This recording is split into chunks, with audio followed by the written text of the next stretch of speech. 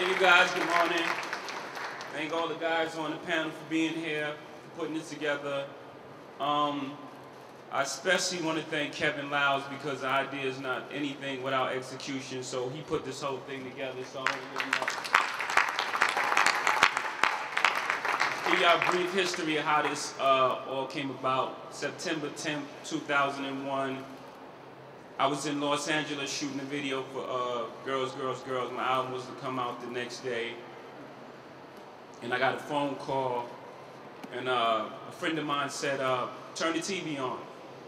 And I turned the TV on, and I saw the World Trade Center on fire. And it looked like a movie to me. It didn't look like anything that it could be real. So the last thing I was thinking about was an album. The first thing I thought about was what happens from here. Like, you know, what happens tomorrow? How is this whole thing is gonna continue? And I was in Los Angeles. Was there anything I can do? And I turned on the TV September 12th, and I saw footage of these heroic actions, people running into buildings and saving each other, and I just saw the strength of New York, and it made me proud.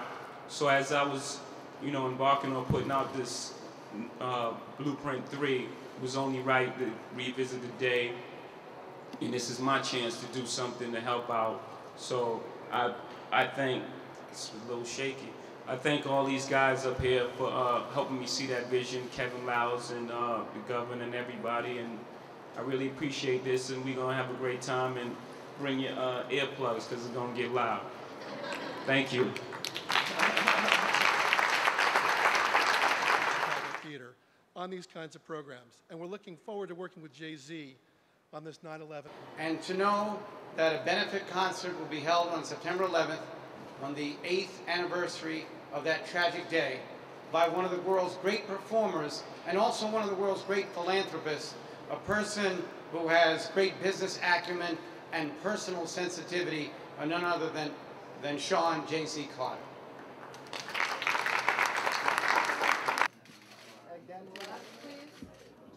Slide to the center, please. All right, guys, thank you. Thank you very much. Thanks very much. I guess it's the evolution of it, right? Because the first Blueprint was a, you know, return to my roots. It was like the soul samples that my mom and pop listened to, and now this one is we're becoming, you know, those guys that we looked up to, you know, on all those records. So I guess it's my evolution, and it's me now in the forefront, you know, not as the performer who looked back on what his moms and pops did, but me taking the initiative and being the one, and being the icon, or being the, you know, whatever, the philanthropist or whatever. It's me taking the initiative now. Me about how people actually get their hands on it in the first place. Well, it's like anything else, you know, it's applying. Oh, anytime anyone loses their life is tragic, but the thing that I remember about AM, you know, I tend to remember even in death, because we're all going to die one day. Not to sound callous or cold, but I tend to remember the strength in people, and, you know, a moment that I hold on to. And one of the moments I hold on to, I was actually sat down and spoke to him about doing a gig for me. He was going to DJ for me. And I spoke to him a day before, it was a day or two before he was actually in the plane crash, because he was telling me I have to fly out, then you know, then that happened, and then he called and said, man, don't count me out of the show.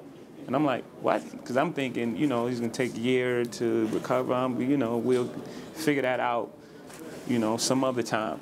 He called me, don't forget about me. So he came to the show, bandage on his head. So the passion for what he did, and, you know, he just really loved to do it. Like, he performed, we did the show. It was, you know, I tend to remember that. Jay, Jay, this side. Thank you guys.